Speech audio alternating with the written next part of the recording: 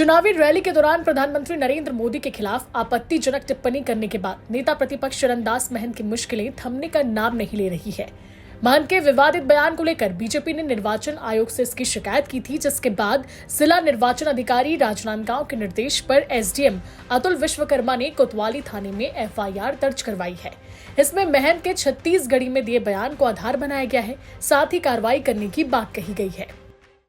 Head speech मामले में चरणदास महंत के खिलाफ एफआईआर दर्ज। जी 2 तारीख को जो राजनांदगांव में सभा हुई थी, उसमें इलेक्शन कमीशन की तरफ से यहाँ पे एक शिकायत आई थी कि इन्होंने कुछ आपत्तिजनक टिप्पणियाँ की हैं, जिसकी जांच यहाँ के रिटर्निंग ऑफिसर के द्वारा की गई है और उनके द्वारा जांच प्रतिवेदन हमें दिया गया है, जिसके आधार पर हमने आईपीसी 506 के तहत एक अपराध पंजीबद्ध किया है। दरअसल राजनांदगांव में 2 अप्रैल को भूपेश बघेल के नामांकन के दौरान महंत ने विरोधियों पर निशाना साधा था। जनसभा में चरणदास ने कहा था कि हमें नरेंद्र मोदी का मुड़ यानी सिर फोड़ने वाला आदमी चाहिए। महंत के इस बयान के बाद सियासी पारा चढ़ गया। बीजेपी इसके खिलाफ सड़क पर उतर आई। डिप्टी सीएम विजय शर्मा समेत तमाम भाजपाइयों ने रायपुर स्थित महंत के सरकारी बंगले के बाहर प्रदर्शन किया।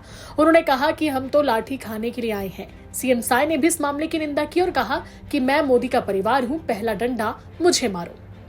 इस मामले में विवाद बढ़ने के बाद नेता प्रतिपक्ष डॉक्टर चरणदास महंत ने सफाई भी दी थी। उन्होंने कहा था कि उनके बयान को तिल का ताड़ बना दिया गया। प्रधानमंत्री सम्मानित पद है, मैंने ऐसा कुछ कहा ही नहीं है, लोग पता नहीं क्यों कह रही हैं। मेरी बातों से बुरा लगा है तो मैं खेद व्यक्त करता हूं। वहीं चरणदास महंत के बचाव में पूर्व सीएम और राजनांदगांव से कांग्रेस प्रत्याशी भूपेश बघेल उतर गए। उन्होंने सोशल मीडिया पर पोस्ट करते हुए लिखा, जो कुछ नेता प्रतिपक्ष चरणदास महंत जी ने कहा वह छत्तीसगढ़ी भाषा के मुहावरे में कही गई बात है। लोकाक्तियों से समृद्ध छत्तीसगढ़ी भाषा को जानने समझने वाला और छत्तीसगढ़ी लोक जीवन से जुड़ा हर व्यक्ति से जानता है।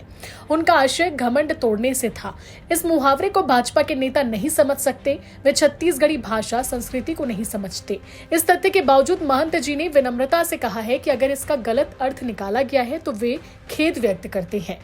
अब महंत के बयान को लेकर बवाल कहां तक जाता है, ये तो देखने वाली बात होगी। राजनांदगांव से परमानंद रजक की रिपोर्ट, छत्तीसगढ़ तक।